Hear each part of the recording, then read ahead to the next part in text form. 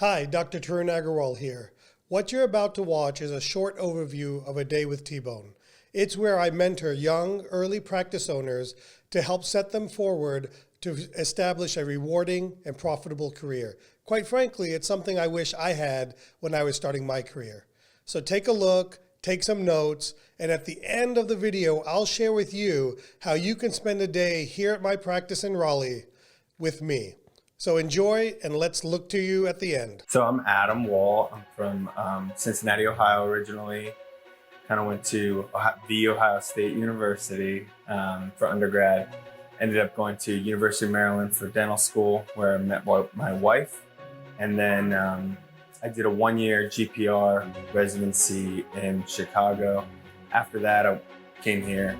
T-Bone, I hadn't heard of him actually until I came to Raleigh. So one of my co-residents heard of him and came for his sleep apnea course. And so when she came, she was telling me about him, and she actually mentioned his podcast. And it just so happened at that time that I was getting into podcasts just because I had a 30-minute commute. And I said, okay, well, I'll start listening to his podcast. I was actually listening to fantasy football podcasts before that. So I started listening to his podcast, and I was hooked. And so ever since then, I've been listening to him. I feel like I know him really well, even though he doesn't know me. So I'm going to point out a few things in the office that will be more specifically related to you. Okay, some things that you can do to kind of help yourself. Because look, you can't, as much as I say, you have to turn over to the team, you can't turn it over to them until you yourself have a good grasp of what it looks like. Because nothing can be, it's more demoralizing and frustrating for your team to be learning on the fly and for you to be changing things so often. I had planned on taking one of his classes in the future, but I went to a CEREC class, and two of his friends both said, "Oh, you're from Raleigh. Do you know T-Bone?" And they both told me, they're like, "Oh, you should just message him. You should message him right away, and just, he'll love that." So I just sent him a Facebook message saying, "Hey, I'm in Raleigh. I really like your ideas. Could I come by the office or talk to you sometime?" And he said, "Yeah." He was very open to it, and we found a day, and here I am. You said some key things to me of things you want to do more of, right? You said veneer cases, so you need to have a column of veneer cases. Right. Okay? Yeah. With defined goals.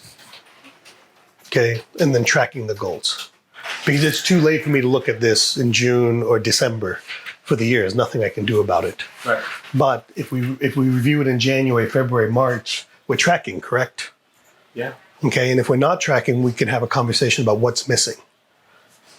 Okay, now that's where as a business owner, I can make changes, but that's where as an associate in control of your success, you can have a conversation with your business owner and say, hey, here's where we're not doing things. Yeah. Okay, this is where we're lacking. Is our goal out of line? Okay, or are we not bringing in the patients? Okay, so to me, it's got to be constant. It's the top of the funnel. Stop trying to measure the outcome and measure the top of it. Right. Because it's much easier to measure. So my perception of him is that he's a very successful business owner. He's been through the trenches, so to speak, working his way up.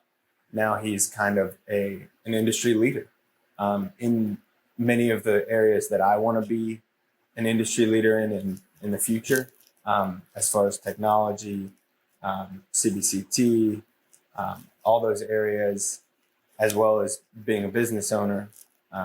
He's got a lot of insight and a lot of good ideas. So this is my main opportunity that I work in. So they're all working and stuff, I hope. So, and then this is our overflow. Right now it's overflow dental / hygiene operatory. And then this. Do you actually mill here? Yeah, we mill everything. I mean right here. Yeah, it's a milling unit. Great. What else would you mill? Well, ours is kind of in the back. Why? Don't you want patients to see it? I do. I want patients to look at the blocks. I'll have them sometimes and say, hey, these are all the blocks we have. Do you want a purple tooth? That's cool. We'll put it in here. People walk by, ask questions. Yeah, I like that. And you got to showcase. Yeah. Showcase what makes you different. Yeah. Okay. I mean, ultimately, that's the name of the game, right? Yeah. So this is all about where you want to be and what do I personally have to do internally to get there. Gotcha. That's your success path. So it's almost like taking this and saying, how am I going to get there, not practice? Yes. Gotcha. In other words, let the practice be the holdup, not you. Right. Okay. Right. Never is it acceptable for you to be the problem because you can control you. You can't control your assistants. You can't control the owner. You can't control the front desk. You can't control the patients that come in there. Okay. In your situation, but you can control you. Yeah. You can control what you diagnose, how you diagnose it, how you execute care, how good you are clinically. You can control all of those things. That's part of the success path. I have a bunch of questions written down. I think of questions every day as far as clinical skills, non-clinical skills, business ownership. And really, I just like to pick his brain as much as I can. I look up to him, honestly. And the more I can talk to him, I think the more I would benefit. Most dentists don't do what I do, okay? I'm talking about outside the practice stuff. If I didn't share these goals I had with my teammate, which is my wife and my office teammates, I couldn't achieve these goals because they have to support my vision. So one of the things that we talked about at the very beginning when we were at the coffee shop is you talked about, why do I want my team knowing some of my things? Because they can't support you if they don't know where you want to be. And good human beings have an innate desire to support. And we gain, do you gain pleasure out of watching people around you succeed? Yeah. Yeah, right? So you'd work hard to help somebody succeed. Yeah, I would. You would, right? Yeah. And so don't you want that around you? Yeah. Okay, so Makes sense. so you want to quietly and internally design what it is you want. And you want to selectively share those things that you want to achieve so that people around you can support you. Assuming you're in a position, which you are as a dentist, where you need people to support you. Yeah. Okay, so if I didn't share with Joey what I want to accomplish, how can he support me in achieving those things? Right. Right? So you've got to share. You've got to get. Joey thinks I make a lot of money. Okay? You think I make a lot of money. Okay? But I don't hide behind that or try to downplay it. I just say, hey, these are my goals. This is what's important to me. Right. Okay? And I haven't talked to you about money at all, correct? Have I talked to you about money other than how little I want to pay you? No, right? So, but see, so it's your actions that will set what people believe about you. Okay, so I'm not one to talk about money a lot in the office. Yeah. I talk about these things because I know, just like you said on our car ride, if I do more implants, I do more Invisalign, how can I make less? Right. Right? Right. Okay, so that's why I focus on these things because I know the byproduct will be this. Okay, yeah. That's why I say don't focus on the number of implants you want to do, focus on the number of people you present it to. Because if you present it enough times, the byproduct will be that you do more. Right. That's good. Then you don't have to. Because nobody wants to be around people that focus on money, right? Because if it's money, yeah, it's a stigma. Money, it's a stigma, right? Yeah. Whether it's right or wrong. Unless you're in Wall Street and you greed and all of those things, right? But there's a stigma with money. Yeah. Especially in your generation. There is. Yeah. So things happen, right? Or to me, there are times where we do foundational fillings, right? Caries control, foundational fillings, make sure the patients can maintain hygiene. So to me, those are the only times, and we just call those foundational fillings internally. But, to me is if you say to me, hey, I don't ever want to do a 3-service filling, then don't do them. Yeah. Make that belief. Don't compromise. Okay, now, that the challenge there then becomes what's acceptable within the environment that you work in, right? And so those are some of the compromises that you have to be willing to accept. But it works out nice. When you surround yourself with good people, the number one thing that I find that good people fear is disappointment. They fear disappointing you. That's an internal fear, not a fear like you're going to beat me up or you're going to yell at me, but it's just good people have this fear of disappointment, right? Yeah. Like I grew up fearing disappointing my parents with grades, disappointing my parents with whatever, and even to this day, I fear that, right? Internally. And so to me is It's helping people progress. Being able to say to them, hey, listen, we will earn more, we will have an easier life, we will see less patients, we will do this and this and this if we get there to do this. And then holding them accountable. The accountability is simple. Hey, Mrs. Jones or Mr. Jones or whatever, or Bob or whoever your assistant may be. When we left on Wednesday, we had talked about getting this done. Something must have came in the way. Tell me how I can better support you so that we get this done. Okay, and if the question is, I need more of your time, no problem. I'll be available today at 5 o'clock. We can spend from 5 o'clock to 6 o'clock working on this. I'll walk you through it. How about this? I'll walk you through it the first time. Where I do it, you watch. I'll watch the second time, and then the third time I'll look after it after you get started and done. It's back to that path, that defining that path, creating that path, and giving people a reason to want to go part of that path. I'm the one looking towards the future as far as the coming weeks. Mm-hmm. I'll review the schedule and I'll say, oh, hey, do we have that implant for the patient next? So why are you doing that? Nervous that no one else will do it, and we'll get to that day, and then we won't have the implant, and then the patient comes in. Let people fail. Yeah, but then that hurts me. Do you want to grow? Do you want to be long-term minded, or do you want to be short-term minded? Yeah. So let me ask an honest question of you, Adam. Are you in a position economically to be medium-term and long-term focused, or are you in a position economically where you have to make every dollar you make? I guess I don't have to make. Okay, great. So we're in a position to be medium and long-term focused. Yeah. These are the sacrifices I talked about on our car ride here. Okay. So I would tell you to let people fail. And then they'll learn. They won't learn if it's, see, you haven't had kids, right? Okay. Did your parents let you fail? Or do they hover over you all the time? No, they Did they let you break your arms? broke them. Oh no, but did they let you get out there and play? And Yeah, okay. They let me fail. Okay, great. And they yelled at me afterwards. Well, of course, and that's okay. Okay, and we don't need to yell at people because we're all adults. Yeah. Okay, but what we do need to do is say, hey, listen, this is why I've been after us for making sure that we check these things in advance. Yeah. Because you're not letting them fail because you're holding it up, so they're becoming reliant on you. So what are the other challenges you're facing? Well, you've said before that team is the number one challenge for people. I mean, that's definitely my number one challenge. I'm getting better with the team. Mm-hmm. They weren't doing any morning huddles mm-hmm. or pre-treatment huddles, whatever it is. And so I've implemented that. And are they seeing a difference? They love it. They love it. They don't like not doing it. Okay. In fact, now they come and they're like, okay, we're ready to go. The next step for you on that is for them to do it without you. What would you like your morning huddle to look like? What would you like to know? I want them to be forward thinking. Okay.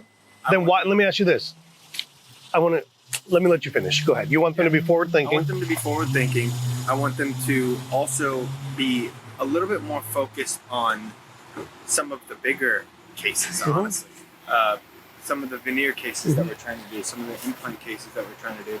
I want them to be more focused on that stuff. I mean, right now it's me saying, hey, we need to follow up with them, see if they have any questions, see if they want to move forward, if they whatever where their mind's at. And I'm the one looking at that, writing those lists.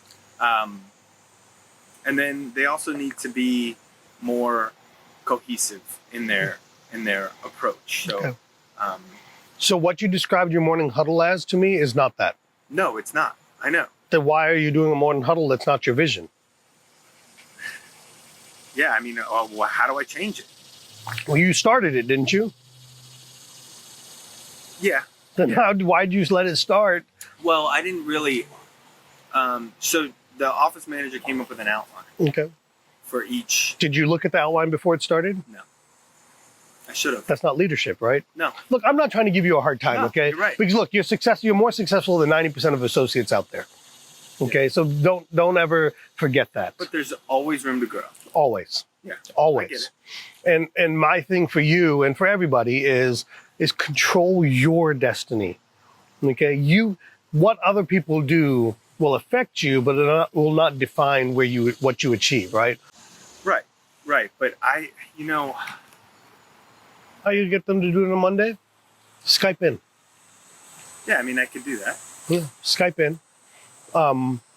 Send a message at what time is normally your huddle at? 7:45?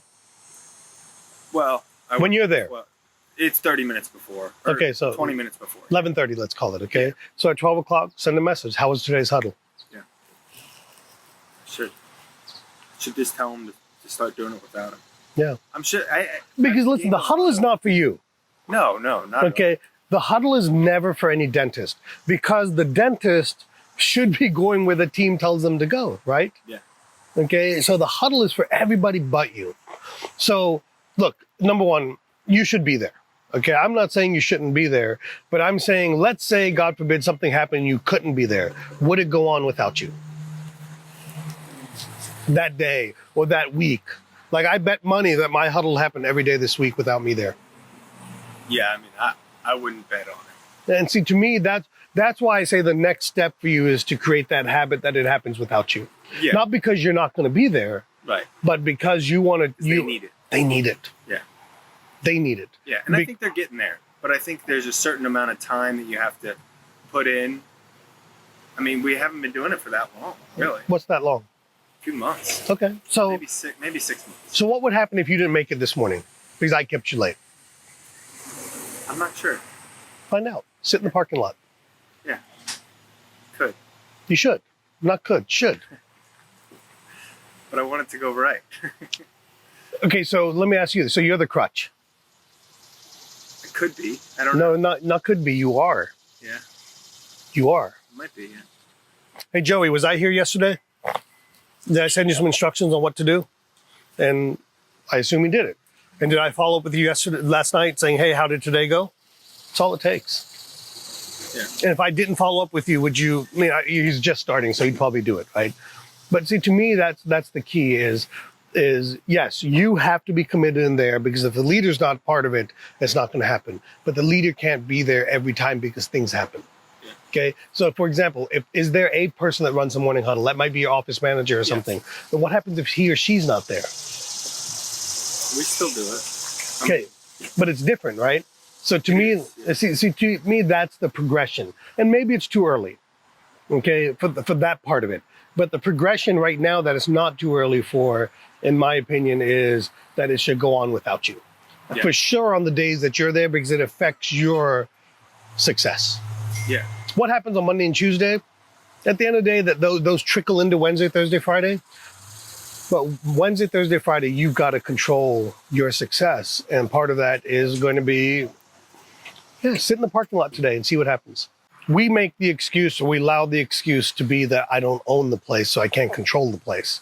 Well, it's not that. It's not that. See, but just from our conversation today, not even the fact that I know Brett, okay, but just with your conversation is one of the things that you said you like and keeps you there is the autonomy that you have.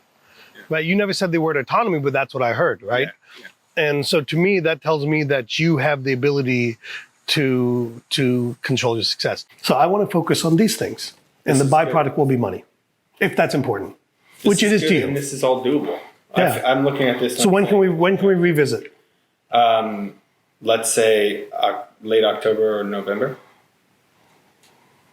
What's August? It's August 15th, let's say. September, October. Would September 15th be reasonable? 1 month. 1 month. Not to be perfect, but to be on progress. Yeah. I mean, I think 1 month is reasonable. I don't expect perfection. I expect progress. Oh, I'll definitely have progress. Yeah, okay. 100%. So now I want you to see what I just did with you. Yeah. I did what I do with my team members.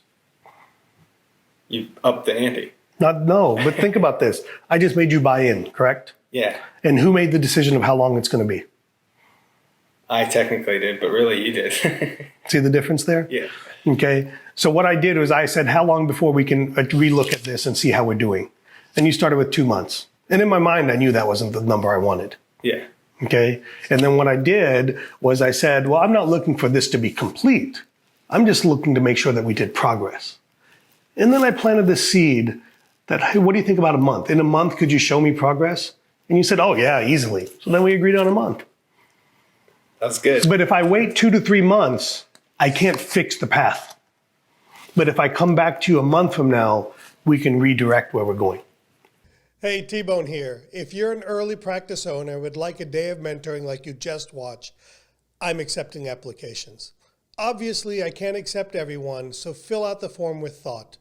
I'm looking for talented, motivated young owners and would love to work with you. So go to the form, fill it out with thought, and my team will get back with you shortly. I look forward to working with you soon.